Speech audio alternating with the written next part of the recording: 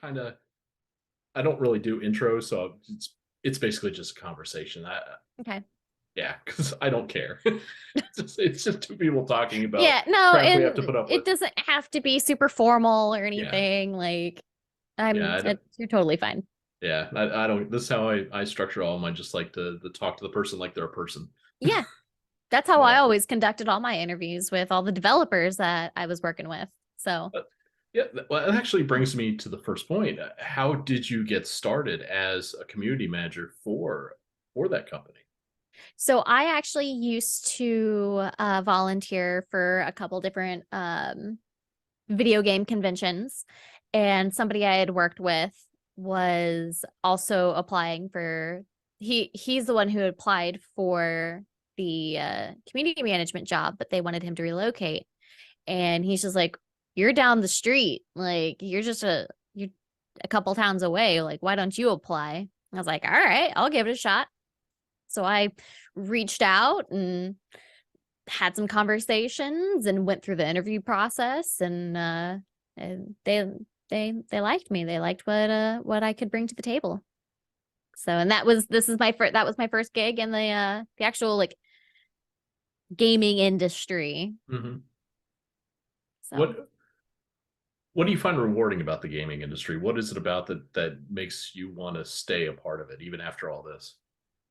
seeing the creations and the creativity and all that from the developers, like people make some really cool stuff, and like they provide amazing and immersive stories. Like that's what gets me into it, is like it's just there's a lot of passion behind it, and there's a very passionate community, and it's I grew up with gaming. So Hmm. like I've been a gamer my whole life. So it was one of those that I really kind of wanted to insert myself into and see where it goes.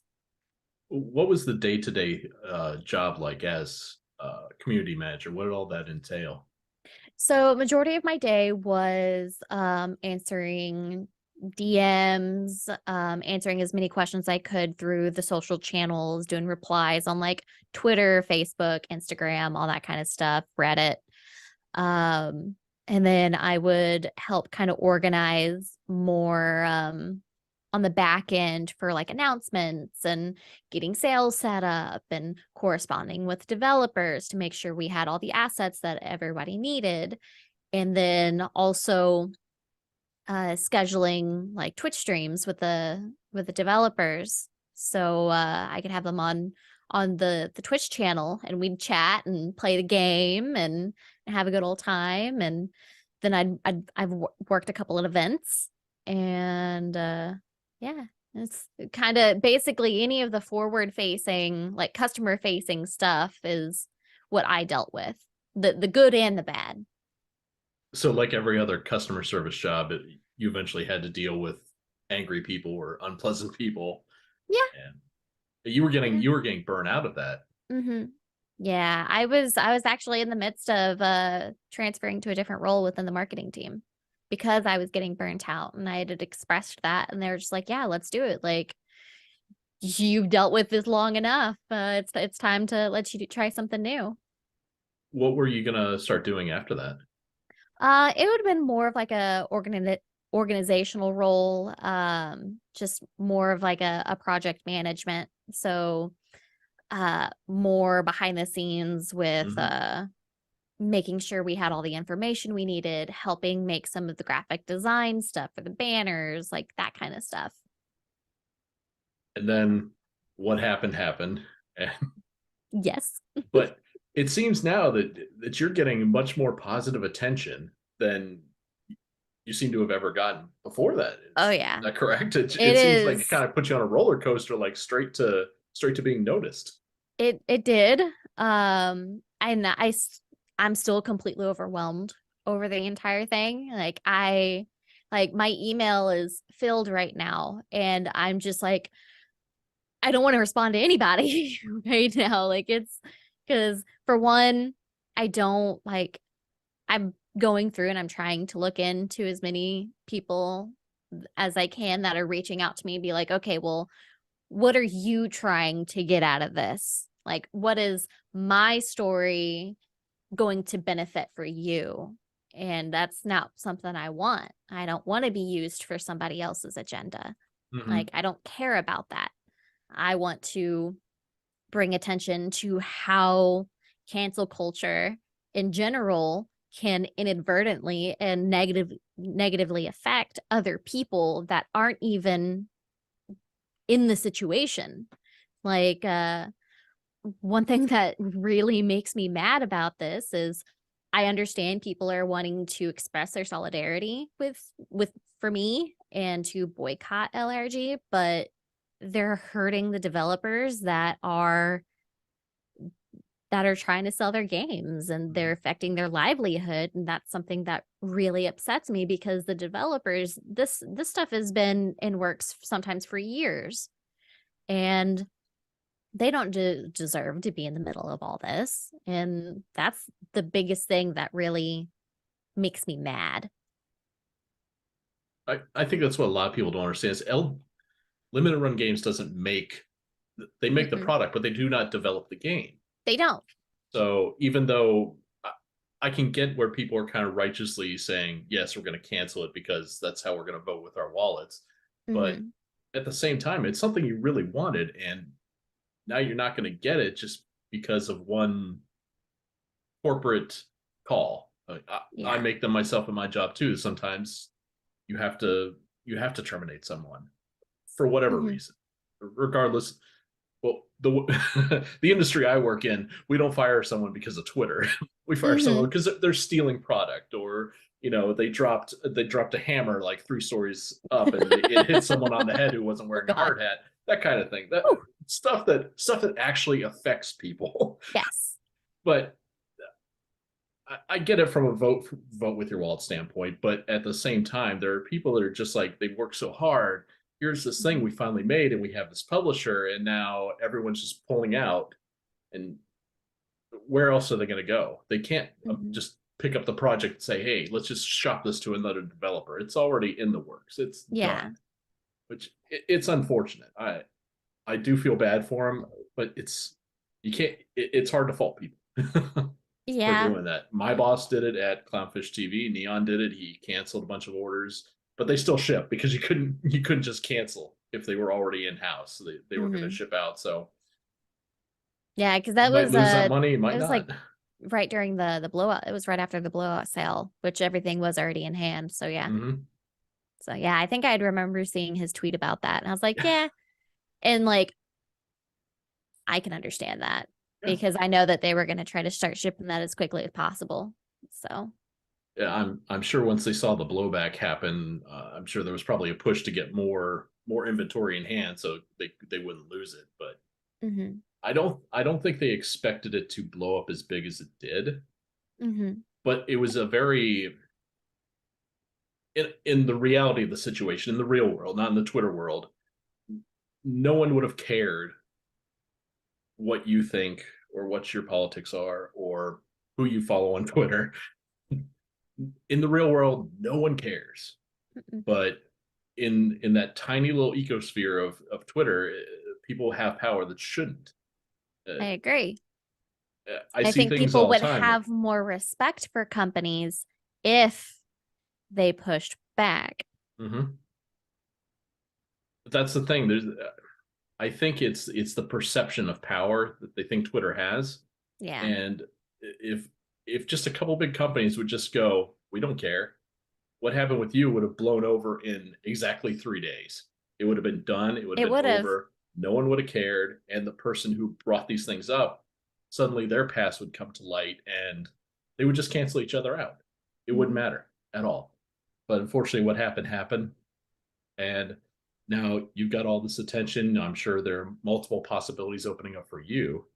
Um, one of those is actually I brought this up yesterday to Neon because we need writers for the site, and I was like, "Well, do you want me to see if she's interested in writing about video games because I I can't used write every to. article." I actually used to do that. I used to work for that's actually was my actual first step into gaming was so I did hair for 10 years before before I worked at like GameStop and all that kind of stuff. And one of my clients had a website that's for gaming news and reviews and that kind of stuff. And he's just like, hey, like, you're a gamer. We're sitting here talking about video games while you're cutting my hair. Like, let's utilize that. So I started doing reviews, and I would go to conventions and do do can't talk do interviews with the game developers, the voice actors, like all that kind of stuff. So that's something I've actually have experience with. What do you think you want to do from here? Oh, I have no idea. I have no idea. I'm just trying to get through this week. I'm going day by day. I've had a couple of discussions with some various people and who have reached out. I'm like, I'm not making any decisions right now. Like, I'm gonna take this time to really focus on trying to tone down the situation. And Yeah, because all of us vultures are like going after you like it's nothing. We're just like, oh, yeah. well, let's take advantage of this while we can. Yeah. And I've seen a lot of disinformation out there, like misinformation, and so I'm trying to correct that. Okay. Which is kind of the reason I did decide to speak up and did decide to start doing these. That way I could put out my side of it, because I think that is important, because people were starting to make assumptions, and then those assumptions start being taken as fact, and that bugs me. And there's some things that just can't be discussed for legal reasons, which is totally understandable. And eventually, in time, it'll come out. But it doesn't. I don't think there's anything about this story that is such a redacted. There's nothing that's really redacted from this that matters. Yeah. We know what happened. We know what you went through. We know the other side of the story. Okay.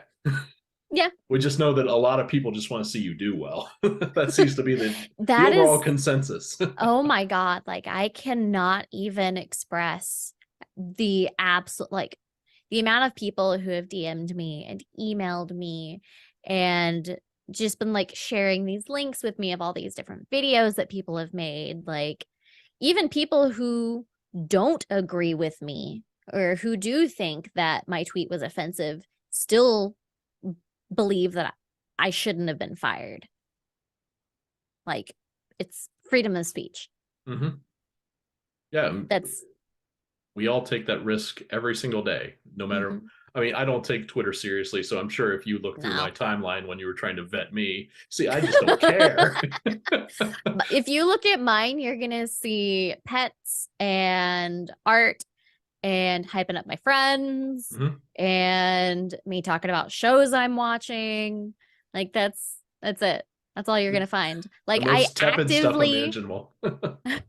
actively stayed away from anything controversial that could even be deemed controversial from any side on my social media for the last couple of years while I've been a representative for LRG. Like, I found that was important. So it's just, I think the worst mistake I made in the past year was interviewing Blair White. Not because of anything on Blair's side, but because the death threats like started the second my interview went live. And I was like, oh God, why? All we talked about is how she got started in YouTube. That's it. It's it. God. But people are so hypersensitive about everything. And unfortunately, while the internet did give everyone a voice, it gave everyone a voice. Everybody. And everybody's opinion matters. Everybody's opinion should be law, which is, you have the right to your opinion, but you do not have the right to control others.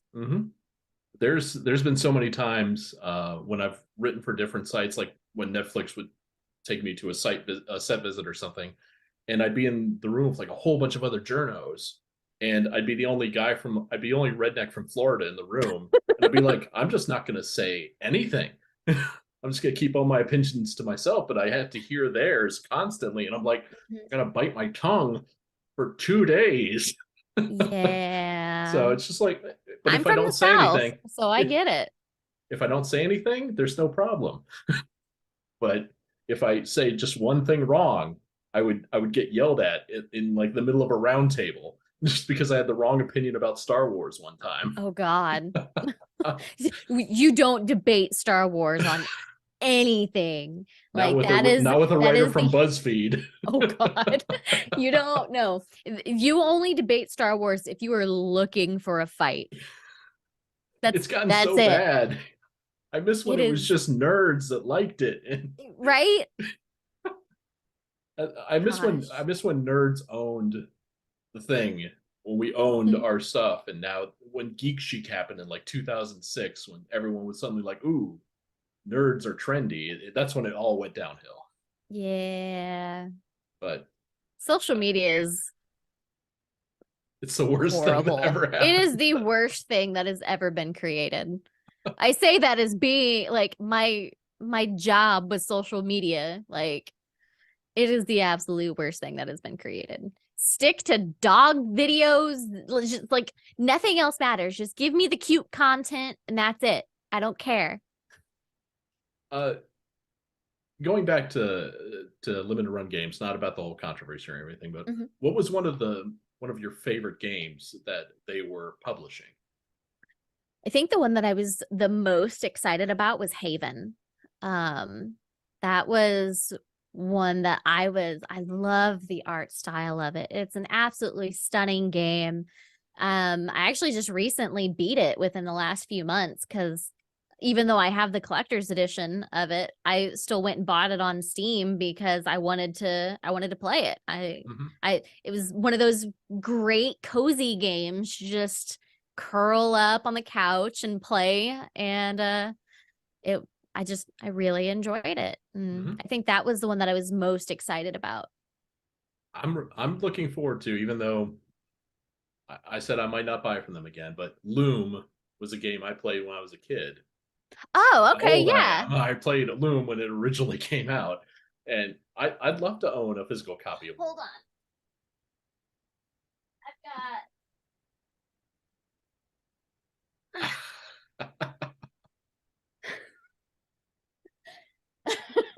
yeah. So I know what you're talking about. Yeah, I would like to see I have the full ask me throttle about too. I have the ask me about Loom button in there.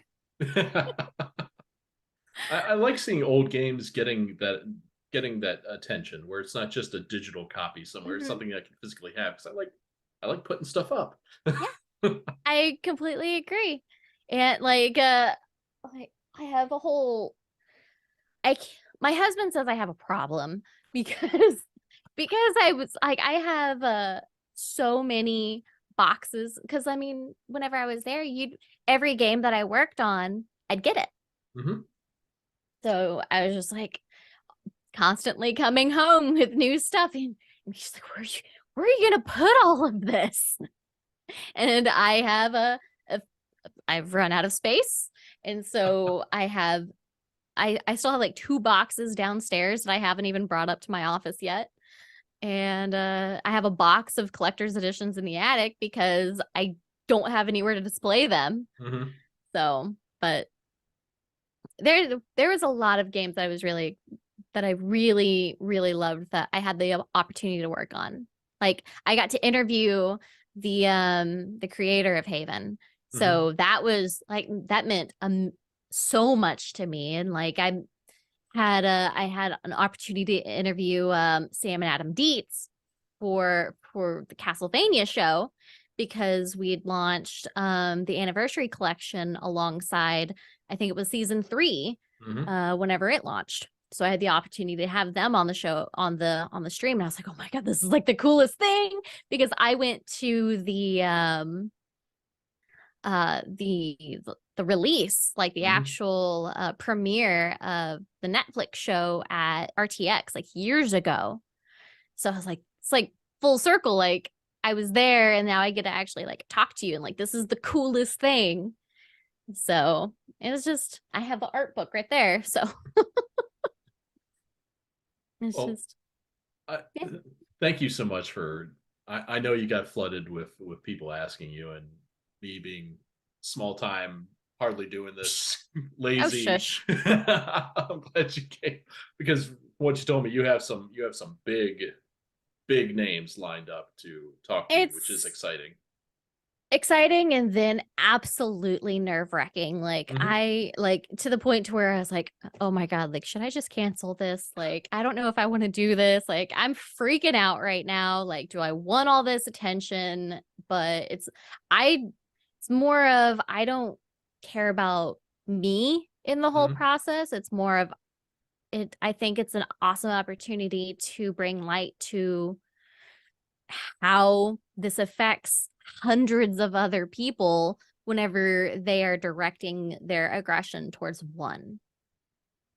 So, My final question would be, since you just recently went through this, how what would be your words to people that are facing that kind of struggle of having to deal with online harassment or an online hate campaign to threaten their job? What would be your advice to them? look to your support system. I will admit the Friday that everything went down, it was not a good day. It was not a good day. It was rough. And but I instead of sitting around the house and moping, I got up, I went for a walk around the neighborhood, and I talked to my husband about everything and trying to just kind of sit down and figure out what we can start doing and start trying to make sure everything's fine. And just don't let it get in your head because the internet doesn't really matter that much. Yeah. Like some anonymous person that I've never met before who doesn't know me and who wanted to take a tweet out of context from 7 years ago, like it didn't even speak to me to ask, hey, do you still have like what were your initial thoughts on this, or do you still have these feelings? Like a simple conversation could have fixed that, but they wanted to go straight to an attack. So the thing I would say is just if you have family, if you have friends, go to them and get out, go for a walk. That's what really helped me was getting out and go immerse yourself into a hobby. Like I like to do a lot of crafting, and of course I play video games, so I've just kind of tried to distract myself as much as possible.